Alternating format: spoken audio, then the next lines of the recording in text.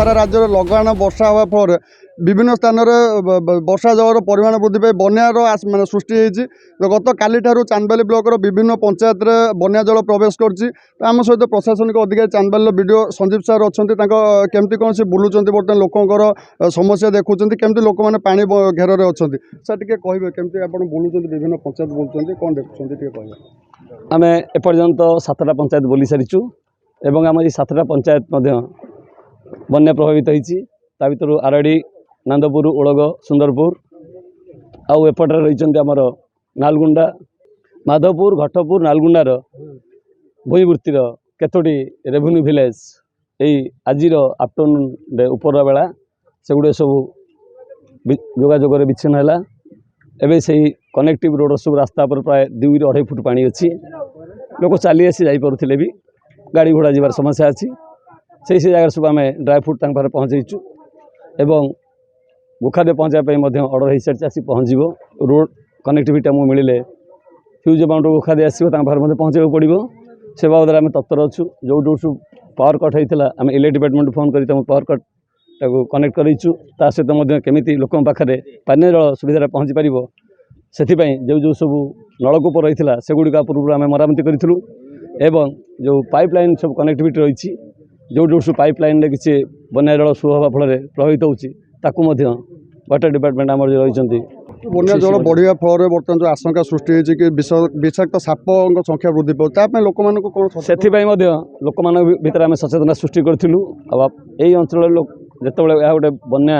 प्रभावित अंचल ये बारंबार बन्या आसे लोक मान से धरण सचेतनता अच्छी मेडिकल साप कामुड़ापी एवं जल द्वारा जो रोग सब होता है से रोग पर्याप्त परिमाण में औषध मौजूद अच्छी एवं मेडिकल टीम सब अलर्ट अच्छा जदि कौन जगह एमती साप कामुड़ा खबर आसे तुरंत आम सेवा जोगे पार सरकार सूचना रही जलस्तर एति रहा बढ़िया संभावना एपर्यंत सरकार जहाँ लास्ट सूचना रही जे जल परिमाण बढ़ी ना बरं किसी मात्रा उपरमुंडे वर्षा कमिजा फल पानी जलस्तर कमी उपरमुंडे उपरमुंडे पानी रिलीज हेले ही आमर ये पानी जल परिमाण वृद्धि पाई था कारण जिते सब उपरमुंडे वर्षा हुए बैतरणी उपरमुंडे हो बा से शालंदी उपरमुंडे हो से पानी गुड़िक ये चांदबाली पंचायत समिति विभिन्न पंचायत माध्यम समुद्र को निष्कासित होता है तेणु ये जल छाड़ा जारी रही है जब यही प्रक्रिया जारी रहे ताहले निश्चिंत बन्या अधिक होबार संभावना कम रोचे तेज आम देखा कौन हो प्रस्तुत अच्छु जाग्रत अच्छु सजग भी अच्छु। नमस्कार सर जहाँ प्रतिक्रिया शुणुते चांदबाली वीडियो संजीव सार लोकों सहित बुलूँ लोकों पाखे पहुँचुंट लोक मानक केमती कौन विपद उद्धार कर से बाबद विस्तृत भाव सरकारी कर्मचारी मान सांगे नहीं बर्तमान आलोचना कर तो आम बर्तमान जो माधवपुर पंचायत अच्छु माधवपुर पंचायत स्थानीय बासिंदा आम सहित अच्छा केमी कौन बर्तमान बन्यार स्थिति रही प्रतिक्रिया नहीं बुझा भाई टे परिचय मीन केतन विश्वाल माधवपुर केतबले आपन पंचायत जो बन्या पानी प्रवेश कला केते समय प्रवेश कला आज दिन 10टा बेले पंचायत को माधवपुर पंचायत को बन्या पानी प्रवेश कला ये पंचायत 4 गाँ सबू गाँ बर्तमान बन्या जल प्रभावित होती सबू गाँ बर्तमान बन्यार क्षतिग्रस्त होती बर्तमान लोक मैंने केमिति अच्छे जावासिया केमती करते गाँ बर्तमान विच्छिन्न हो सारी बर्तमान 3टी गाँ संपूर्ण भाव विच्छिन्न हो सारी आउ गोटे जो मुख्य रास्ता अच्छी से मुख्य रास्ता जो मतुर माधवपुर रोड से रोड पानी बुड़िया जाऊँगी से बोधे आज राति सुधा पानी बुड़ीज लोक मैंने कौन बर्तमान रोज प्रमुख समस्या कौन रही लोक मैंने केमती कौन खाद्य रंधा खाद्य हो कि शुखिला खाद्य कौन सरकारी हाँ प्रशासन तरफ व्यवस्था कराऊँगी बर्तमान शुखिला खाद्य होमर पहुँचो आउ रंधा खाद्य दिहबार व्यवस्था हो किसी जगह रंधा खाद्य दिहब प्रशासन तरफ व्यवस्था जहाँ देखुले सूचना शुणुले बर्तमान लोक मान जो मैंने जलबंदी अच्छा पाखे विभिन्न प्रकार लोक मैंने पहुँची समस्त प्रकार सहायतार हाथ बढ़ाऊँ केमी लोक मान किसी असुविधा न बर्तमान आम पाखे माधवपुर सरपंच अच्छा प्रतिक्रिया नवा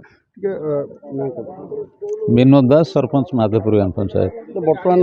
चांदबाली तहसिलदार अच्छा माधवपुर चांदबाली बीडीओ महाशय अच्छा केमी देखुं बर्तमान जो लोक मैंने जलबंदी अच्छा पाखे प्रशासन कौन केमती रही माधवपुर पंचायत आज बीडीओ एवं तहसिलदार आसिक बन्यांचल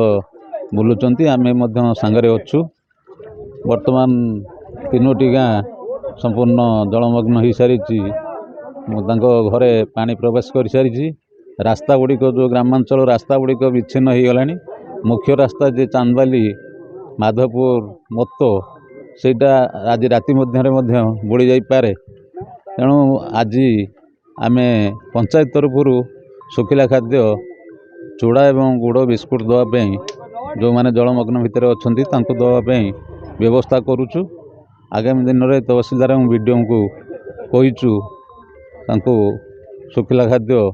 ଚାଉଳ କିମ୍ବା ଅନ୍ୟାନ୍ୟ କ'ଣ ସରକାରୀ ସାହାଯ୍ୟ ଆସିପାରିବ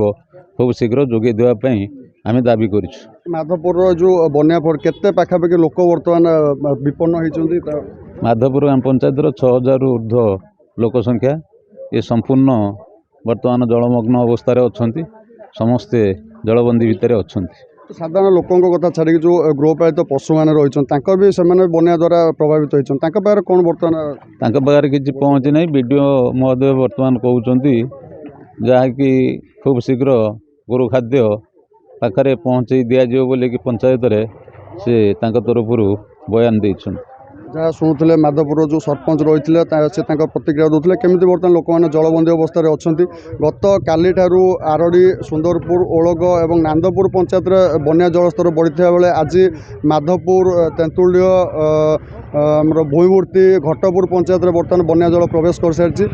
ଲୋକମାନଙ୍କ ପାଖରେ ପ୍ରଶାସନିକ ଅଧିକାରୀମାନେ ପହଞ୍ଚିଛନ୍ତି। ସ୍ଥାନୀୟ ଜନପ୍ରତିନିଧିମାନେ ପହଞ୍ଚି ଲୋକଙ୍କ ସହଯୋଗ କେମିତି କରାଯାଇପାରିବ ସେ ଦିଗରେ ବିସ୍ତୃତ ଭାବେ ଆଲୋଚନା କରୁଛନ୍ତି। ଚାନ୍ଦବାଲିରୁ ପ୍ରଶାନ୍ତ ପାଣି, ରିପୋର୍ଟର୍ସ ଟୁଡେ।